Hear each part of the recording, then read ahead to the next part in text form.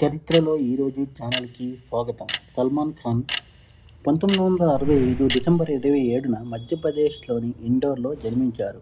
తండ్రి సలీం ఖాన్ ప్రముఖ కథా రచయిత, తల్లి సుశీలా చరణ్.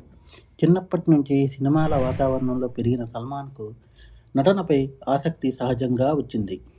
1988లో బీవీ హోతో ఐసీ చిత్రంతో చిన్న పాత్రలో తెరపై కనిపించాడు. కానీ 1989లో వచ్చిన మైనే ప్యార్ కియా సినిమా అతడికి ఒక్కసారిగా స్టార్గా మార్చింది.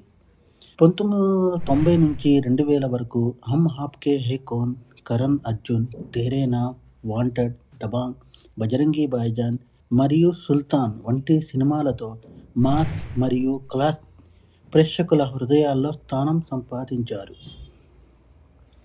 ముఖ్యంగా దబాంగ్లో చుల్బుల్ పాండే పాత్ర సల్మాన్ కెరియర్లో మైలురాయి.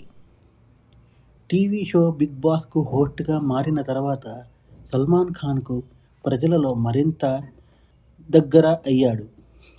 అతని డైలాగ్ డెలివరీ, స్టైల్, స్పష్టత ప్రేక్షకులను ఆకట్టుకున్నాయి.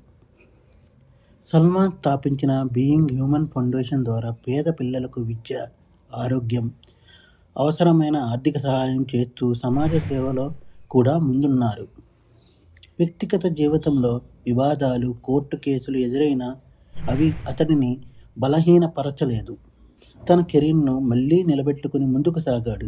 సల్మాన్ ఖాన్ ప్రత్యేకత ఏమిటంటే మాస్ హీరో ఇమేజ్, అద్భుతమైన ఫ్యాన్ ఫాలోయింగ్, బాలీవుడ్లో బాయ్ అనే ప్రత్యేక గుర్తింపు.